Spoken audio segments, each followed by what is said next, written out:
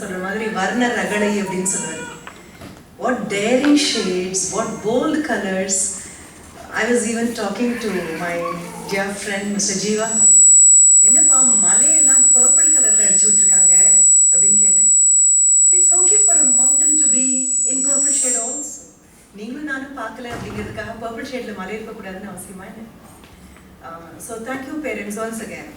I don't want to have a very formal அவர்களே இவர்களே அப்படி எதுவும் கூப்பிடாம directly plunge into this because I have been wanting to talk to you, waiting to talk to you and wishing to talk to you. The first thing I would like to tell you is these children are so precious. கிடைக்காம கிடைச்சது வாராது போல் வந்த மாமணியை தோற்பேனோ அப்படின்னு சொல்லுவோம். உங்களுக்கு நிறைய பொறுமை இருந்திருக்கு, குழந்தைங்களுக்கு உங்களுக்கு அடையாளம் தெரிஞ்சிருக்கு, பக்கத்துல உட்கார முடிஞ்சிருக்கு. அது பூனை மாதிரி யானை போட்டாலும் யானை மாதிரி பூனை போட்டாலும் அதுல ஏதோ ஒன்று இருக்குன்னு தேடுற அளவுக்கு மனசுல பக்குவம் நிதானமும் இருந்திருக்கு. Because parenting is a very difficult job. It's easy to be a husband and wife. என்ன மீறி போனா ரெண்டு பேரும் சண்டை போட்டுக்க போறாங்க, அவ்வளவுதானே. Parenting warrants responsibility. நிறைய பொறுப்பு வேணும், நிறைய பொறுமை வேணும், முன்னோடியா இருக்கக்கூடிய பக்குவம் வேணும். என் குழந்தைக்கு இது வேண்டாம் அப்படின்னு சொல்றதுக்கு ஒரு நிமிஷம் முன்னாலே எனக்கு இது வேண்டாம்னு சொல்ல எனக்கு தைரியம் வேணும். அவ்வளவு தைரியசாலிகளால மட்டும்தான் குழந்தைங்களை இப்படி அனுப்ப முடியும். ஸோ என்னுடைய கங்க்ராச்சுலேஷன்ஸை இன்னும் கொஞ்சம் கூட விரிவுபடுத்தி காமிக்கிறேன். Let it not be an accident that your child landed up as an artist. சிலதெல்லாம் வாசனைன்னு சொல்லுவோம், படிப்பு வாசனையே கிடையாது அப்படின்னு சொல்லுவோம். ரசனை கூட ஒரு வாசனை. உங்க வீட்டில் கொஞ்சம் ஒரு ஃப்ளாஷ்பேக் போட்டு பாருங்க. How many people have ever had an ancestor who could just blend colors? நிறங்கள் எல்லாம் ஒன்னா கலக்கக்கூடிய ஒரு ஆர்டிஸ்டுடைய விரல்களோட மூதாதையர்களை யாராவது இருந்திருக்காங்களான்னு பாருங்க. பல நேரங்கள்ல கேலண்டர்ல வரக்கூட படங்களை கூட 2 நிமிஷத்துக்கு 3 நிமிஷம் பார்க்காத அளவு அவசரம் தான் நமக்கு. தேதியை கழிச்சுட்டு ஓடிடுவோம் நம்ம. அதுல இருக்கிற ஓவியங்களை கூட பார்த்ததில்லை.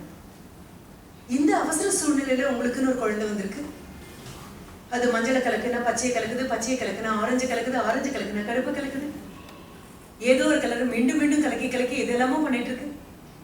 காசை கரியாக்காத அப்படின்னு சொல்லாம, எத்தனை தடவை தான் ப்ரஷ் வாங்கி கொடுக்குறது அப்படின்னு கேட்காம, செவரு கூட இப்படி கிறுக்கி வைக்கிறேன் என்னுடைய கலீக் வந்து நான் என்ன சொல்வேன் அப்படின்னு கேட்காம, வீட்டையே சித்திரக்கூடமா உங்களால மாத்திர அளவுக்கு மனப்பக்குவம் இருந்ததுக்கு ரொம்ப ரொம்ப நன்றி. That's what is really wanted. Advertisement. இனி உங்கள் குழந்தை என்ன கொட்டினாலும் உங்களுக்கு கோபமே வராதுங்க. அட்வர்டைஸ்மெண்ட்ல வர மாதிரி பெயிண்ட் இல்லாட்டா கூட வீடு பூரா குழந்தையால கிறுக்க முடியும்னா கூட முதல்ல இந்த ட்ரைபாட் ஹோல்டுன்னு 3 விரல ஒன்னா பிடிச்சு ஒரு பென்சிலையோ பேனாவையோ பிடிக்கிறது கூட பெரிய ஒரு மோட்டார் ஆக்டிவிட்டி. பல நேரங்களில் இந்த விரலை பிடிச்சி இந்த கையால பிடிச்சுக்கணும். 3 விரலால ஒரு எதையோ பென்சிலையோ பேனாவையோ எதையோ ஒன்று எடுத்து ரிமார்க்கபிள். இதெல்லாமே கொடுப்பனு தான். நம்ம வீட்டில் ஒரு குழந்தை வரைகிறதுக்காக வந்து பிறந்திருக்கு அப்படின்னு சொன்னா கண்டிப்பா பூர்வ ஜென்ம புண்ணியம் தான். You should be eternally thankful to God that you have been blessed with a child who knows the magic of combination of colors. அது ஒரு பெரிய blessing. அடுத்தது, good that you have put them in a school. எந்த பள்ளிக்கூடத்துல காதை பிடிச்சு முறுக்கி கழுத்தை பிடிச்சு நசுக்கி எப்ப பாரு என்ன கிறுக்கிட்டே இருக்கேன் அப்படின்னு கேட்காம, அவன் முதுகு பின்னால மூச்சு விடாம 200க்கு 200 மார்க் வாங்குறது மட்டும்தான் வாழ்க்கையினுடைய மிகப்பெரிய லட்சியமா மாத்தாத பள்ளிக்கூடத்துல, good that you put your child in a school where your child is safe. I'm talking about emotional safety. உங்க குழந்தைக்கு வரைய பிடிக்கும், வரை. அடுத்தது, all you have to do is ஒரு வயசு வரைக்கும் தான் வரையிறதுன்னு இல்லைன்னு புரிஞ்சுக்கோங்க. லாஸ்ட் டைம் இதே மாதிரி ஓவிய கண்காட்சி எல்லாம் இருந்த பொழுது one of the leading artists here, he expressed his anguish. தன்னுடைய வருத்தத்தை ரொம்ப ரொம்ப அழகா சொன்னார். ஒரு காலத்துல கிளாஸஸ் உண்டு. 10th ஸ்டாண்டர்ட் வரைக்கும் ஒரு டிராயிங் டீச்சர் வருவாங்க. டிராயிங் நோட்புக்னு ஒரு நோட்புக் வாங்குவாங்க. இப்போ வாங்கி கொடுக்குற மாதிரி கிரையான்ஸ் கிடையாது. நினைவா ஒரே கலர்ல 2 பென்சில் வாங்கி கொடுத்துருக்காங்க. அதுல the teacher will sit and help you. அதுக்குன்னு ஸ்டாட்டிக்கஸ்ல இதெல்லாம் உண்டு. ஒரு வாத்து வரையணும்னா அது வாத்து மாதிரி தான் இருக்கும் பார்க்கறதுக்கு. ஒரு பட்டம் வரையணும்னா ஒரு பட்டம் மாதிரி இருக்கும். But somehow we all could relax in the class. கிளாஸ்ல அந்த 45 நிமிஷம் டிராயிங் மிஸ் வரும்பொழுது உட்காந்து வரைகிறது அவ்வளோ சந்தோஷமாக இருக்கும். சுற்றி வருவாங்க. My drawing teacher could teach me so much. அவங்க டீச் பண்ணதுனால ஒரு மேப் டிராயிங் எப்படி வரையணும்னு கூட எனக்கு புரிஞ்சுது. ஒரு ப்ளூ கலர் எடுத்து ஒரு இந்தியா மேப் கொடுத்துட்டாங்க அப்படின்னு சொன்னால் அந்த சீ கோஸ்ட் கிட்ட திக்கு ப்ளூ, அதுவும் திக்கு கிடைக்கலன்னா எச்சி தொட்டு அப்படியே திக்கா ப்ளூ அடிச்சுட்டே வரும். அதுக்கெல்லாம் ஒன்றும் தப்பு இல்லை. எல்லாருமே எச்சி தொட்டு வரைகிறதுனால ஒருத்தர் தொடர்றதுனால ஒன்றும் பெரிய விஷயம் இல்லை. The whole class will be doing it with no regret at all. And the teachers wouldn't control us. அப்படியே திக்கா வரையும்போது I still remember my drawing miss. என்னுடைய முட்டியில ஒரு வுடன் ஸ்லேட் வச்சு ஒரு நக்கிள்ஸ்ல நக்கு she gave me one beating. மின்னல் தான் கண்ணில் பயங்கர வலி. Then she told me, seashore எங்கேயாவது இவ்வளோ டீப் ப்ளூல இருக்குமா, அறிவு இருக்கா உனக்கு அப்படின்னு கேட்டாங்க. I meant to come upon a teacher with so much of sensitivity towards nature. Seashore இவ்வளோ டீப் ப்ளூல இருக்குமா, ஷாலோ வாட்டர் தானே அது, அது போய் இப்படி அடிச்சு வச்சிருக்க. So it's not for the monthly salary. It's not for the principal's applause. It's not for the parents' appreciation. A teacher stood there tall and strong. ஒரு டீச்சர் அங்கே பக்கத்தில் இருந்து என்ன சொல்லி கொடுத்தாங்க, நேச்சர் எப்படி பார்க்கணும்னு சொல்லி கொடுத்தாங்க. கடல் கரைங்கிறது எப்படி இருக்கும், அலை அதோடைய நிறம் எப்படி இருக்கும்னு சொல்லி கொடுத்தாங்க. அப்படிப்பட்ட பள்ளிக்கூடத்தில் உங்கள் குழந்தைங்களை போட்டிருக்கீங்கன்னா தேங்க்யூ. இதுக்கெல்லாம் டிவிடன்ஸ் உடனடியாக கிடைக்காது, 10 வருஷம் ஆகும். உங்கள் முகத்தினுடைய நிறம் மாறினா உங்கள் குழந்தைக்கு தெரியும். எப்போ படிச்சுன்னு சிரிச்சிருக்கிறாமா, இன்னைக்கு ஏன் முகம் வாடி இருக்காங்க அப்படின்னு குழந்தைக்கு தெரியும். அந்த வர்ண பேதங்கள் அந்த குழந்தைக்கு புரியும். அம்மாவுடைய முகவாட்டமும் அப்பாவுடைய முகக்கலக்கமும் அந்த குழந்தைக்கு புரியும். என்ன காரணம் அப்படின்னா கண்ணை திறந்து எல்லாத்தையும் பார்க்கறது அப்படிங்கிறது எல்லாருக்கும் தெரியாது. You and I just see. நீங்களும் நானும் பார்க்குறோம். ஒரு படைப்பாளியால் மட்டும்தான் தரிசிக்க முடியும். ஒரு படைப்பாளியால் மட்டும்தான் you can look behind the beyond. If your child is looking behind the beyond, be very happy. அதுதான் தீர்க்க தரிசனம். அந்த குழந்தையால பார்க்க முடியும். அங்கே பெயிண்ட் பண்ணியிருக்கிற எல்லாத்தையும் பார்க்கும்போது I was asking him, என்னப்பா பேராமீட்டர்ஸ் யூஸ் பண்ணீங்க, எல்லா குழந்தையும் ஒரே மாதிரி தானே வரைஞ்சிருக்கேன். தென் he just identified, அந்த ஸ்ட்ரோக்ஸ் பாருங்க, அந்த ஸ்ட்ரோக்ஸ் பாருங்க அப்படின்னு சொன்னாங்க. வித்தியாசம் இருக்கு குழந்தைங்களுக்குள்ள. ஒரு குழந்தைக்கு இன்னொரு குழந்தைக்கும் அவ்வளோ அழகான வித்தியாசம் இருக்கு. ஸோ ஒன்ஸ் அகேன் இது ஏதோ ஒரு போட்டிக்காக 3 வயசு குழந்தைக்கு 4 வயசு 5 வயசு இல்லைமா. It goes a long way. It goes a long way. ஒரு 10 வயசு கழிச்சு பார்த்து உங்கள் குழந்தைங்கள பார்க்கும்போது நல்ல பையன் வேணும், நல்ல பொண்ணு வேணும் அப்படின்னு மாப்பிள்ளையும் பொண்ணும் தேடி இறங்கும் போது என் பொண்ணுக்கு அது பிடிக்கும் இது பிடிக்கும் அப்படின்னு சொல்லுவீங்க, என் பையனுக்கு அது பிடிக்கும் இது பிடிக்கும். ப்ளீஸ் ரிமெம்பர், உங்கள் குழந்தைக்கு வரைய பிடிக்கும். உங்கள் குழந்தைக்கு யார் வரைஞ்சாலும் நின்று பார்க்க பிடிக்கும். உங்கள் குழந்தைக்கு மனது உளைச்சல் வரும்பொழுதெல்லாம் ஒரு கிரையான் எடுத்துகிட்டு ஏதாவது ஒரு மூலையில் போய் உட்காந்து கலர் கூட அப்படியே கரைஞ்சி ஒழுங்கி போக பிடிக்கும். Remember all these. இந்த மெமரிஸ் எல்லாம் ப்ரெசென்ட்டாக வச்சுக்கோங்க.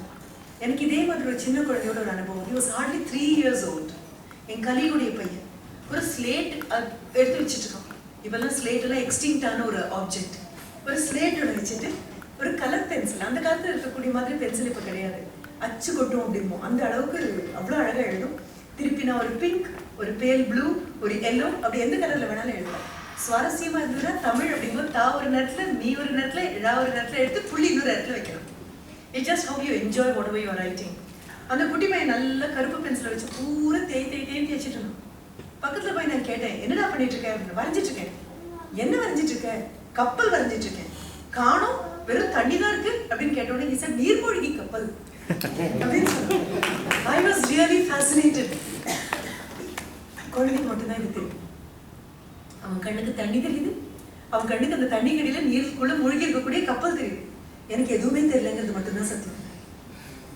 இதெல்லாம் சோப் பபிள்ஸ் மாதிரி, they will be so colorful. அதெல்லாம் ரொம்ப ஷார்ட் லிவ்டாக போயிடும்.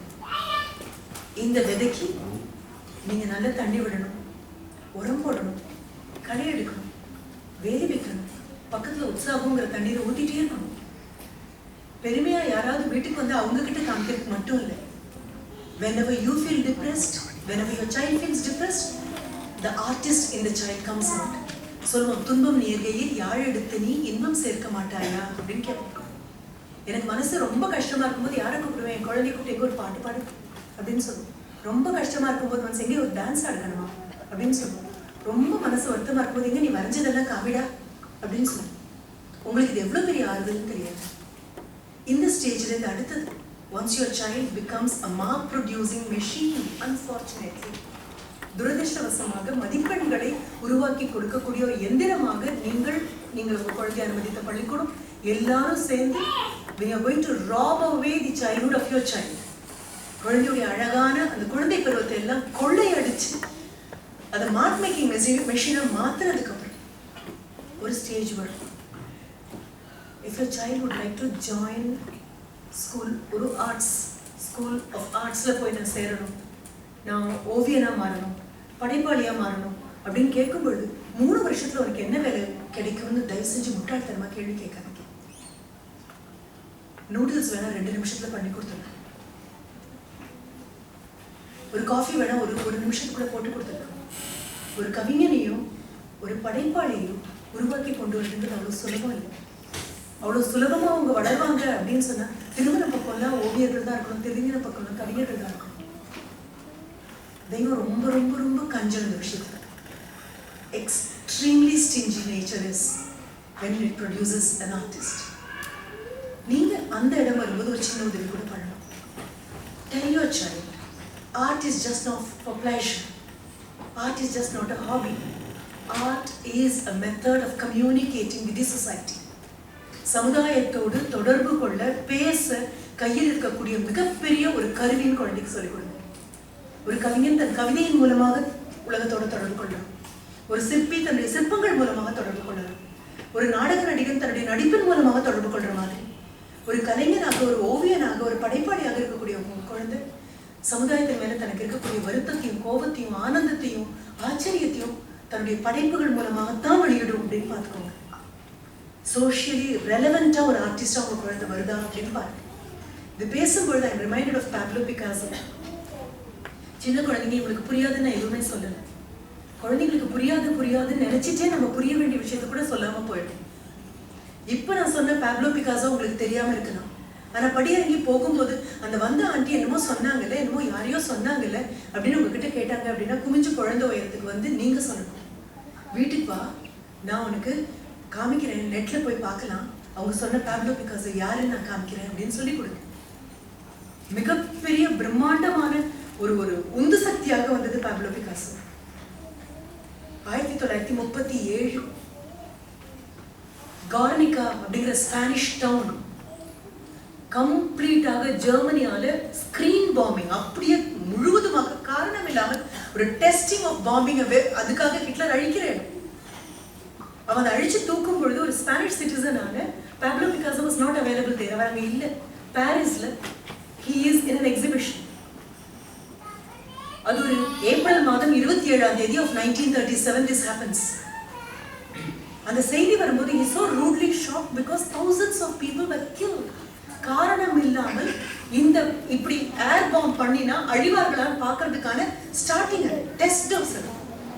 ஒண்ணுமே இல்லாத மிக பாவமான ஒரு கிராமம் அது கார்னிகா, GUERNICA கார்னிகா. அழிச்சாலும் தெரிஞ்ச அடுத்த நிமிஷம் திரும்பி வந்து Pablo Picasso May 1st he starts 1937. Within 3 months ஒரு மிக பிரம்மாண்டமான உலகத்தையே அடிச்சு புரட்டி போட்டு ஒரு பிரம்மாண்டமான ஒரு ஓவியத்தை கொண்டு வர, ஒரு மியூரல் சைஸ் பெயிண்டிங், மோர் தேன் லைஃப் சைஸ், 7 feet மேல இருக்கு, 25.6 பிரெத்தாக இருக்கக்கூடிய இப்படி அப்படின்னு விசுரூபம் எடுக்கிற மாதிரி. அதுக்கு கீழே GUERNICA கார்னிகான்னு எழுதியிருக்கு. என்ன அது அப்படின்னு பாத்தீங்கன்னா ஸ்பானிஷ்க்கு ரொம்ப முக்கியமான you have horse, you have a bull. ஒரு வன்கொடுமையினுடைய உதாரணமாக சிம்பலாக நிற்கக்கூடிய ஒரு புல். அதனுடைய கால் குழம்புகள், அதனுடைய கொம்பு, கீழே பக்கத்துல ஒரு பெண் கையில இறந்து போன ஒரு குழந்தையோட இருக்காங்க, கீழே ஒரு சோல்ஜர் மிதிப்பட்டு கிடக்கிற மாதிரி. அந்த குதிரையினுடைய வயிற்றுல பெரிய ஒரு தொடை இருக்கு. அப்படின்னு வாயை பிளந்துட்டு துன்பம் தாங்காம, சோகம் தாங்காம, வேதனையும் வலியும் தாங்காம ஆகாயத்துல ஆண்டவன் இருக்கானான்னு பாக்குற மாதிரி ஒரு முகம், ஒரு லேண்டர்ன், ஒரு பல்ப், ஓடி உள்ள ஒரு மாதிரி ஒரு பெண்ணினுடைய முகம், எல்லாம் கலந்தது ப்ளூ, பிளாக் அண்ட் ஒயிட். அந்த கலர்ல இருக்கக்கூடிய ஒரு ஓவியம். முதல்ல அது டிஸ்பிளேக்கு வச்ச போது nobody understood what exactly it meant. But Pablo Picasso was trying to record his protest. அமைதி இருக்க வேண்டிய இடத்துல, ஆனந்தம் இருக்க வேண்டிய இடத்துல, சந்தோஷம் இருக்க வேண்டிய இடத்துல இந்த குண்டு வெடிக்குமா, வெடிச்சா மக்கள் சாவாங்களான்னு பாக்குறதுக்காக ஆயிரக்கணக்கான ஆட்களை ஒரு கிராமத்துல ஒருத்தரால கொண்டு தீர்க்க முடியும் அப்படின்னா என்ன மாதிரி மனசாக இது இருக்கும்? இது ஏதாவது எதிர்த்து தெரிச்சுதானே ஆகணும். நான் அந்த பெயிண்டிங் முதல்ல பார்த்தபோது nobody wondered it at all. கொஞ்சம் கொஞ்சமா பார்க்க தான் அது ஆன்டி வார் ப்ரொக்ளமேஷனாக people started understanding. ஒரு போருக்கு எதிராக, ஒரு நாசி ஆட்டிடியூடுக்கு எதிராக வந்த ஒன்றாக பாப்லோ பிகாசோடைய வாழ்க்கையை பார்த்தீங்கன்னா he was a pacifist. மீண்டும் மீண்டும் அமைதி வேணும். எதுக்காக இந்த விஷயத்தை இங்க சொல்றேன்னு தெரியுமா? Every creative person is a potent force of peace. எதையாவது ஒன்று உருவாக்கணும்னு ஆசைப்படக்கூடிய ஒவ்வொரு மனிதனும் அமைதியின் தூதுவனாகத்தான் இந்த மண்ணுக்கு வராங்க. If your child is happy in painting a flower, your child would like to see the whole world blooming with flowers. உங்க குழந்தை ஒவ்வொரு வண்ணத்திலையும் இந்த உலகத்தை பார்க்குது அப்படின்னா உலக அமைதிக்காக ஒரு பிரஜையாக உங்க குழந்தைய ஆண்டவன் உருவாக்கி அமைச்சிருக்கான். இந்த இவ்வளோ huge painting when he was working முடிச்சதுக்கு அப்புறம் 1940s 1941 a German officer இதை டிஸ்பிளே பண்ணி வச்சிருக்கு. இதனுடைய ஒரு போட்டோ அப்பதான் பிரபலமாக ஆரம்பிச்சாச்சு. இந்த கார்னிகாவுடைய ஒரு போட்டோவை பார்த்துட்டு கூர்ந்து பார்த்ததுக்கு அப்புறம் எல்லாமே இருக்கு. வாட் எவர் அட்ராசிட்டி, என்ன போர்னால கால் குழம்புகள்ல மனித உயிர் மிதிப்பட்டு சிதைப்பட்டு இருக்கக்கூடியது என்ன, அதோட அந்த பெண்ணினுடைய கண்ட ஒரு சின்ன ரத்த துளி மாதிரி ஒரு ரெட் ஸ்பாட் முதல்ல வைக்கிறாரு. அதுக்கப்புறம் கம்ப்ளீட்டா அது எல்லாத்தையும் எடுத்துட்டு he just brings it to black and white. கான்ட்ரோவர்ஷியலான படம். people ask what do you mean? இங்க இருக்கக்கூடிய மாடு எதுக்காக கொண்டு வந்தீங்க, இங்க இருக்கக்கூடிய குதிரை எதுக்காக கொண்டு வந்தீங்க, இது இங்க இருக்கக்கூடிய ஸ்டாம்பீட் எதுக்காக கொண்டு வந்தீங்க, சிம்பிள்ஸா மீண்டும் கேட்கிறாங்க. நமக்கு தெரியும் அவருடைய இதுல வரும்போது அந்தந்த நேரத்துக்கு என்ன கலை வந்ததோ அதெல்லாம் பிகாசோ கையில வந்தது. அது கியூபிசமா, இம்ப்ரெஷனிசமா, எக்ஸ்பிரஷனிசமா, he never bothered. அவரை பொறுத்த வரைக்கும் ஹியூமனிசம் இருந்தா போதும், அவ்வளவுதான், மனிதநேயம் இருந்தா போதும். Soldiers come and see this picture. பக்கத்துல நின்னுட்டு இருக்காரு Pablo Picasso. They turn around and ask him, did you do this? அப்படின்னு கேக்குறாங்க. சிரிச்சிட்டு Picasso gives them an answer, no, you did it அப்படின்னு சொல்றாரு. நான் செய்யல, நீங்க செஞ்சீங்க. This is exactly what you call the relevance of an artist. சமுதாயம் எக்கெடுக்கிட்டு போனா என்ன அப்படின்னு நினைக்கிற ஒரு நபர் கண்டிப்பாக படைப்பாளியாக இருக்க முடியும். உங்க குழந்தைங்க அவங்களுடைய ஓவியத்தின் மூலமாகவும் அவங்க தேர்ந்தெடுக்கக்கூடிய வண்ணங்களின் மூலமாகவும் நிறைய விஷயங்களை சொல்றாங்க. நான் ஒரு கதை படிச்சுட்டு அந்த கதைக்கு எனக்கு பதில் கூட கிடைக்காம சுத்திட்டு இருக்கேன். It talks about a little girl. அவளுக்கு வரையறதுக்கு ரொம்ப பிடிக்கும். என்ன வாட்டர் கலர், என்ன கலர் வாங்கி கொடுத்தாலும் ஆரஞ்சு தான் முதல்ல எக்ஸாஸ்ட் ஆயிடுவாங்க. ஆரஞ்சு கலர் குழைச்சு எல்லாத்தையும் பூசிடுவா. அவளுடைய ரிவர் ஆரஞ்சுல இருக்கும், மவுண்டன் ஆரஞ்சுல இருக்கும், ஸ்கை ஆரஞ்சுல இருக்கும், வேரியஸ் ஷேட்ஸ் ஆஃப் ஆரஞ்சு இருக்கும். ஆனால் ஆரஞ்சுல தான் இருக்கும், எல்லாம் ஆரஞ்சுலதே தான் இருக்கும். வீட்டில் அவளை கொஞ்சம் கியூரியஸா பாக்குறாங்க. அது அதுவே தான். அதுக்கு மீறி போன ஒரு செகண்ட் ஸ்டாண்டர்ட் வர அவளை புரிஞ்சுக்கிறதுக்கு ஒரு குட்டி பையன் இருக்கான், பாலான்னு பேர். அவனுக்கு மட்டும் புரியுது everything looks so absolutely normal in orange. மற்றவங்களுக்கு எல்லாம் orange looks abnormal for a mountain, abnormal for a tree. என்னப்பா மரம் எங்கேயாவது ஆரஞ்சு கலர்ல இருக்குமான்னு கேட்டா என்ன அர்த்தம்? இருந்தால் நல்லா தான் இருக்கும். He loves it. சரி, ரெண்டு பேரும் ஸ்கூலுக்கு போயிட்டு வர வழியில ஒரு தாமரைப்பூ தடாகம் இருக்கும், பூக்கள் அழகா பூத்திருக்கும், சன்செட் அவ்வளோ அழகா இருக்கும். This little girl will ask her little friend, அவனு செகண்ட் ஸ்டாண்டர்ட், மீறி போனா ரெண்டுக்கும் 6 வயசு, கேட்பா, எனக்கு ஒரு பூ ஒன்று பறிச்சு கொடுக்குறியா அப்படின்னு கேட்பா. அவ்வளோதான். அவன் போய் பூவை பறிக்கிற அந்த கை மட்டும்தான் அவளுக்கு தெரியும். செட்டிங் சன், அந்த அழகான தாமரைப்பூ, குழந்தை அப்படியே அந்த தண்ணிக்குள்ள வழிக்கு உள்ள போயிடுவான். அவ்வளவே தான். And days go by. இவ்வளோ இந்த பெயிண்டிங் எல்லாம் விட்டு மெதுவாக வர ஆரம்பிச்சாச்சு. அதை விட்டு வேற விஷயங்கள் நிறைய இருக்கு. அப்போ ஒரு 6 வயசு, ஒரு 20 வயசு ஆனதுக்கப்புறம் அவளுக்கு கல்யாணம் அப்படின்லாம் பார்க்குறாங்க. ஓகே, கல்யாணம், நல்ல பையன், கல்யாணம், மாப்பிள்ளை நல்ல பையனாக இருக்காரு. ரெண்டு பேரும் தனிமையில் இருக்கும் பொழுது அவ கேட்குறா, என்ன உங்களுக்கு டிராயிங் பிடிக்குமா? He's really surprised. இப்படி ஒரு கேள்வி இந்த நேரத்தில் ஒரு பொண்ணு மனைவி தங்கிட்ட கேட்பான்னு ஒரு எதிர்பார்த்துருக்க கூட மாட்டார். Totally unrehearsed situation. She just asked him, உங்களுக்கு வரைய பிடிக்குமா? யாராவது வரைஞ்சா பார்க்க பிடிக்குமா? ஆரஞ்சு கலர்ல என்ன இருந்தா உங்களுக்கு ரொம்ப பிடிக்குமா? புரியுமா உங்களுக்கு? அவருக்கு இதுவே ரொம்ப ஆச்சரியமா இருக்கு. இப்படியெல்லாம் ஒரு பெண் பேசுவாடா இந்த நேரத்துல அப்படின்னு. இதையே புரிஞ்சுக்க முடியலையே, அப்புறம் தானே வரையறத புரிஞ்சுக்கிறது அப்படின்னு பார்க்கும்போது she will immediately say, யாருக்குமே புரியல, ஆனா பாலு மட்டும் எல்லாமே புரிஞ்சுக்குவான். Totally a wrong context. to make a mention of the name of another person. அவருக்கு புரியாது. ஹஸ்பண்ட் அப்படியே பார்த்துட்டே கேட்பாரு, யார் இந்த பாலு? இவ்வளோன்னு இருப்பான், இவ்வளோதான் இருப்பான், அவ்வளோதான். அந்த பையன் இறந்து போனதுக்கு அப்புறம் she didn't even allow him to grow along with her. Husband is happy. அப்பாடா. Right. Human psychology is so strange, funny but interesting. அடுத்த வருஷம் குழந்தை பிறக்கிறதுக்காக அவளை லேபர் டேபிளுக்கு லேபர் வார்டு கூட்டிகிட்டு போவாங்க. கூடவே ஓடி வரும், ஹஸ்பண்ட் ஓடி வருவார், கையை பிடிச்சிட்டே கேட்பான். அவளுக்கு கலர்ஃபுல் ட்ரீம்ஸ் வரும். அது ஒரு பெரிய விஷயம். அவள் ட்ரீம்ல எல்லாம் ஆரஞ்சு கலர்லேயே தான் வரும். நம்ம ட்ரீம் என்ன கலர் வரும் கூட நம்ம யோசிச்சு பார்த்தது. ட்ரீம் பிளாக் அண்ட் ஒயிட்ல வருதா, colour no, we don't even think of our dreams, we dream, that's all. அவள் கையை பிடிச்சிட்டே வர கணவர்கிட்ட கேட்பான், என் குழந்தைக்கு கனவு இருந்தானே, கலர் கலராக கனவு இருந்தானே அப்படின்னு கேட்பான். சிரிச்சுட்டே தோட தட்டி கொடுத்து அமைதியாருன்னு சொல்லுவோம். குழந்தை பிறந்தாச்சு. குழந்தைய பார்க்கறதுக்காக அந்த டேபிளுக்கு லேபர் குழந்தைய வச்சிருப்பாங்க. வந்து பார்க்க வரும்போது he will find his wife. அந்த லேடி டாக்டர் கையை பிடிச்சிட்டு she will be asking, என் குழந்தைக்கு கனவு வருமா டாக்டர் அப்படின்னு கேட்பாங்க. பக்கத்தில் போய் குழந்தைய பார்க்கும்போது தான் husband will know that the child is born visually challenged. The story just comes to a close. No sentiments, nothing. அப்போதான் நான் யோசிச்சது உண்டு, பார்வையில் என்ன கனவு வருமா? நம்ம இதெல்லாம் யோசிக்கிறது கூட இல்லை.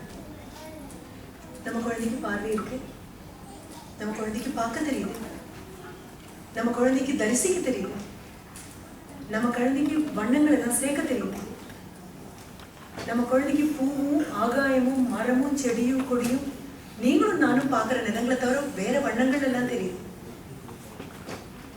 Isn't this one reason for you to feel extremely delighted? இந்த ஒரு காரணம் போதாது ஆண்டவருக்கு போய் மறுபடியும் நன்றி சொல்லு. Just stand by your child. பெரிய பெரிய ஞானிகளை உருவாக்கி தந்த நாள். ஞானினா ஊரை விட்டு தனியாக போய் தவம் பண்ணணுங்கிற அவசியம் இல்லை. ஒரு கேன்வாஸை வச்சுக்கிட்டு வண்ணங்களோட விதம் விதமான கனவுகளை தவமாக நின்று ஒரு பெயிண்டிங்காக பண்ணுறவனும் அதே அளவு ஞானி. I'm so happy you're blessed with such wonderful children. I'm so happy. Now you know that you're really wonderful. Thank you.